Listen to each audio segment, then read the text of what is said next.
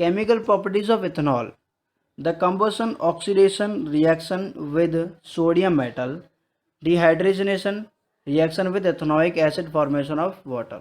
ये chemical properties हैं ethanol की। कंबसन करता है, ऑक्सीडेशन होता है, reaction with sodium metal, ethanol की सोडियम मेटल के साथ रिएक्शन होती है, इथेनॉल का डिहाइड्रेशन होता है और इसका इथेनोइक एसिड के भी साथ रिएक्शन होती है।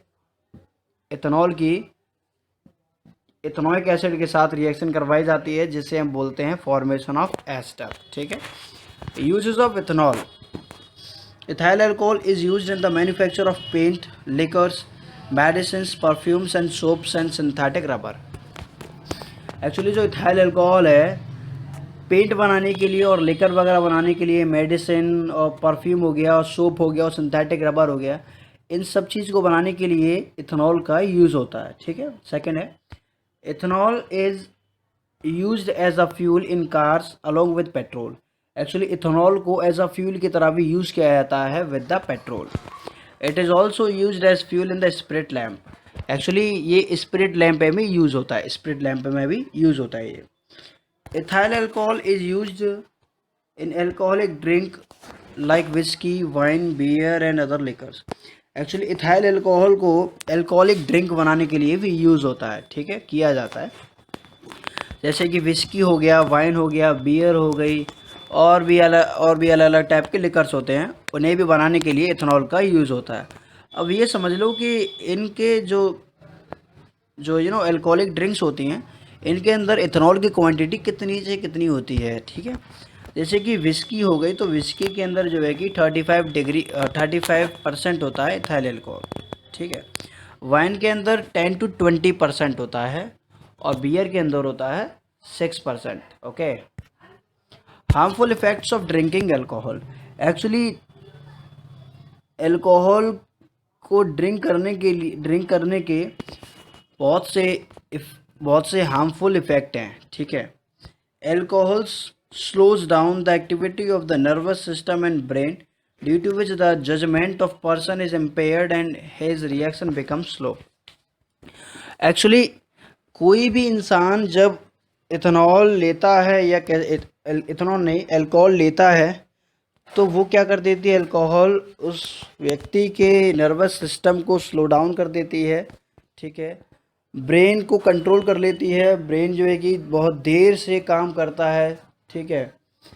और क्या है कि उसकी चाल और ढाल अलग अलग हो जाती है। वो क्या है कि वो अपनी बॉडी को कंट्रोल में नहीं रख पाता है बिल्कुल भी। ठीक है। ये अल्कोहल की कंडीशन की वजह से होता है। ठीक है। Heavy drinking of alcohol makes a person alcoholic, this makes person financially bankrupt. Actually यदि कोई भी व्यक्ति ज़्यादा से ज़्यादा अल्कोहल लेगा तो क्या है कि वो उसे एक तो एडिक्टेड बना देगा, एडिक्टेड बनाने के साथ साथ क्या है उसे फाइनेंशियली बैंकरप्ट भी बना देता है। ठीक है, दिवालिया निकल जाता है उसका। Ethanoic acid. अभी है ethanoic acid. The common name of ethanoic acid is acetic acid. Actually जो इथेनोइक एसिड का कॉमन नेम है वो है acetic acid. Okay. A dilute solution of ethanoic acid in water is called vinegar. Actually ethanoic acid को यदि water के साथ मिलाया जाता है तो वो डाइल्यूट सोल्यूशन बोला जाता है। किसका? इथेनोइक एसिड का, जिसका जो नाम होता है वो है विनेगर, उसे विनेगर बोलते हैं। ठीक है। Vinegar contain about 5 to 8% acetic acid. Actually जो विनेगर होता है ना, विनेगर के अंदर जो है कि 5 to 8% इथेनोइक एसिड कंटेन होता है। Vinegar is used widely as a preservative in pickles. Actually जो पिकल्स को बचाने के लिए, पिकल्स को सेव करने के लिए वो ख़राब ना हो जाए, वो उनमें कोरोज ना लग जाए, जो है कि इथेनोइक एसिड का विनेगर का यूज़ होता है। ठीक है। पिकल्स वगैरह को सेव करने के लिए इथेनोइक उसका विनेगर का यूज़ होता है। अब ये physical properties of ethanoic acid. Ethanoic acid की फिजिकल प्रॉपर्टीज़ है कुछ, वो है ethanoic acid is a colourless liquid having a सोर test and smell of vinegar. जो इथेनोइक एसिड होता है वो एक कलरलेस लिक्विड होता है जिसका एक खट्टा टाइप का टेस्ट होता है, सोर टेस्ट होता है और स्मेल में विनेगर टाइप की स्मेल आती है उसमें से। ठीक है। The boiling point of ethanoic acid is 118 degree Celsius. जो इथेनोइक एसिड का जो बॉइलिंग पॉइंट होता है वो 118 डिग्री सेल्सियस होता है, जो कि वाटर के बॉइलिंग पॉइंट से भी ज़्यादा है। वाटर का बॉइलिंग पॉइंट होता है 100 डिग्री सेल्सियस, ठीक है। Ethanoic acid is miscible with water in all proportions. Miscible का मतलब और इमिसेबल का मतलब समझ लो जरा। मिसेबल का मतलब होता है कि ऐसे कंपाउंड्स या ऐसे लिक्विड्स जो कि वाटर में सॉल्युबल हैं सारी प्रोपोर्शंस के साथ, ठीक है, वो तो मिसेबल हो गए। और इमिसेबल ऐसे लिक्विड्स होते हैं जो कि वाटर के साथ सॉल्युबल नहीं होते हैं, insoluble, okay, they are called immiscible. But जो इथेनोइक एसिड है वो एक मिसेबल लिक्विड है विद अ वाटर, सारी प्रोपोर्शंस के साथ मिल जाता है वो तो हो गई physical properties. Let's start chemical properties of ethanoic acid. Action of litmus, reaction with carbonates and hydrogen carbonates, ये सारी की सारी केमिकल प्रॉपर्टीज हैं। एक्चुअली एक्शन ऑफ लिटमस का मतलब यहाँ ये कहना चाह रहा है कि जो इथेनोइक एसिड है यदि उसमें लिटमस ब्लू लिटमस डाला जाए तो वह क्या कर देता है, ब्लू लिटमस से रेड लिटमस में चेंज कर देता है, जिससे हमें मालूम पड़ता है कि जो इथेनोइक है वो एक एसिड होता है, ठीक है। उसके नाम में ही लगा हुआ है ethanoic acid. Reaction with carbonates and hydrogen carbonate, ethanoic carbonate जो है कि इथेनोइक एसिड जो है कि कार्बोनेट्स के भी साथ करता है रिएक्शन और हाइड्रोजन कार्बोनेट के भी साथ रिएक्शन करता है। रिएक्शन विद सोडियम कार्बोनेट, ठीक है, reaction with sodium hydrogen carbonate, reaction with sodium hydroxide, reaction with alcohol formation of ester, alcohol के भी साथ रिएक्शन करता है ये। इलेक्ट्रोलिसिस ऑफ एस्टर्स, ठीक है, इसमें क्या है कि इलेक्ट्रोलिसिस नहीं, हाइड्रोलिसिस, एस्टर का हाइड्रोलिसिस भी किया जाता है, okay. Uses of ethanoic acid, ethanoic acid के यूजेस क्या हैं, वो है dilute ethanoic acid is used as a food preservative in the preparation of pickles and sauces. Actually pickles को बचाने के लिए, बनाने के लिए और सॉस को बनाने के लिए विनेगर का यूज़ होता है। अब विनेगर आप समझ रहे होंगे क्या, विनेगर मतलब एक डाइल्यूट सॉल्यूशन होता है किसका, इथेनोइक एसिड का, जिसमें कि 5 to 8% पाई जाती है क्या, ethanoic acid. Ethanoic acid is used in the preparation of dyes, plastics and pharmaceuticals.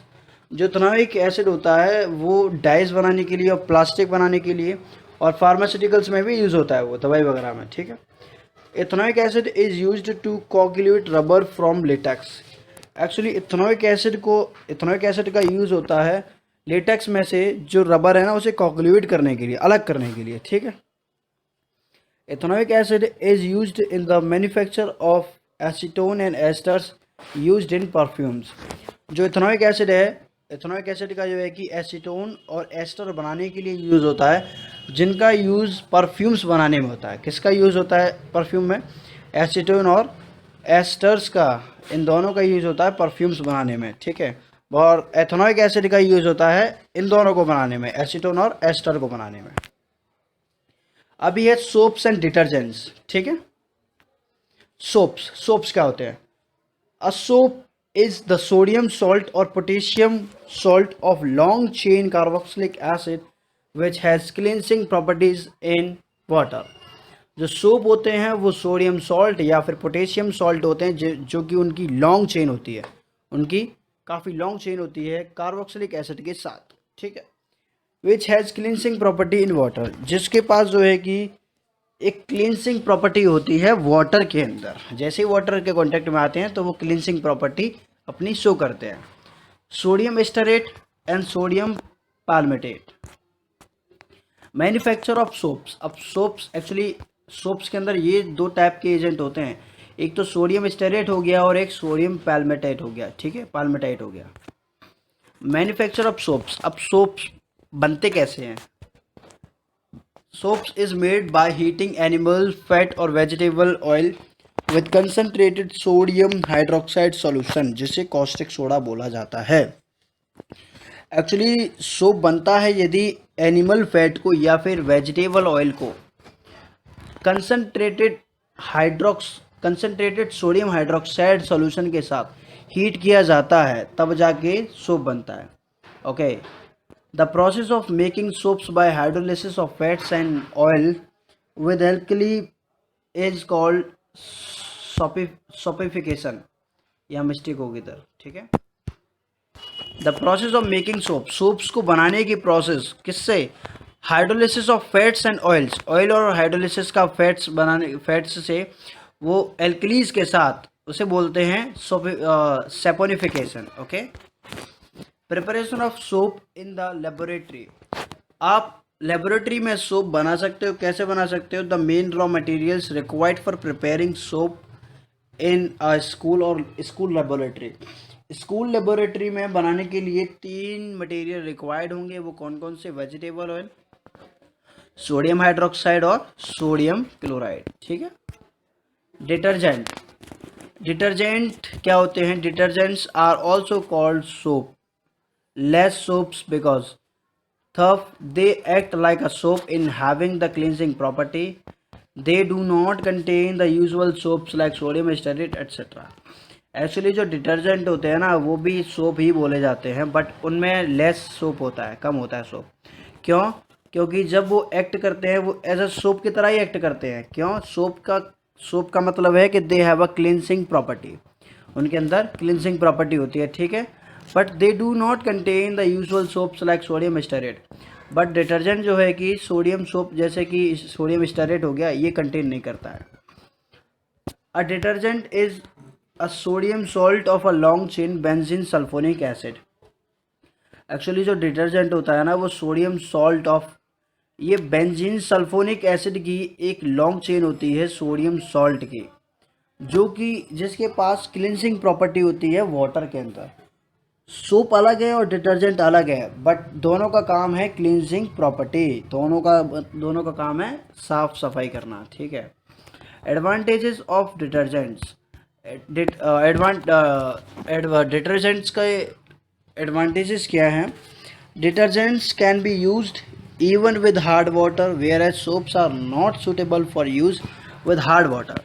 Actually detergent के एडवांटेजेस ये हैं कि जो डिटर्जेंट होता है उसे आप हार्ड वाटर के भी साथ यूज़ कर सकते हो, लेकिन सोप्स को हार्ड वाटर के साथ यूज़ नहीं किया जा सकता है। ठीक है।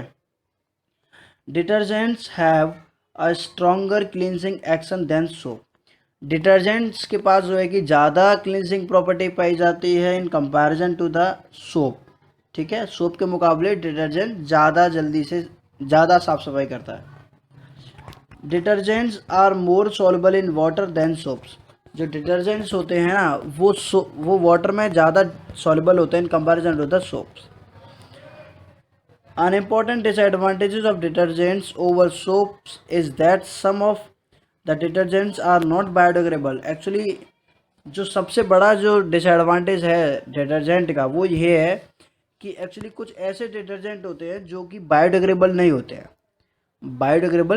हैं, जिसका मतलब ये है कि they can not be decompose by micro organism, जिसका मतलब ये है कि उसे ब्रेक डाउन नहीं किया जा सकता है या फिर डिकम्पोज नहीं किया जा सकता है उनके माइक्रो ऑर्गेनिज्म के एक्शन के द्वारा। जैसे कि बैक्टीरिया हो गया, इन बैक्टीरियाज के द्वारा उसे डिकम्पोज नहीं किया जा सकता है। कुछ ऐसे भी डिटर्जेंट्स होते हैं, ठीक है, जिनके कारण जो है पॉल्यूशन होता है, लेक्स पॉल्यूशन। ठीक है, या कह सकते हैं वाटर में पॉल्यूशन होता है। कहाँ? लेक्स में। ठीक है, वाटर पॉल्यूशन बोलते हैं उसे। ठीक है, इज़ दैट क्लियर? ये चैप्टर आपको समझ में आया होगा, बहुत अच्छे से समझ में आया होगा, आशा करता हूँ। ओके, आप देखते रहिए, मेरे साथ जुड़े रहिए। नेक्स्ट लेक्चर में मैं आपको नया चैप्टर स्टार्ट करवाऊंगा, period of classification of periodic table. Okay, आशा करता हूँ आपको यहाँ समझ में आया होगा। Thanks for watching.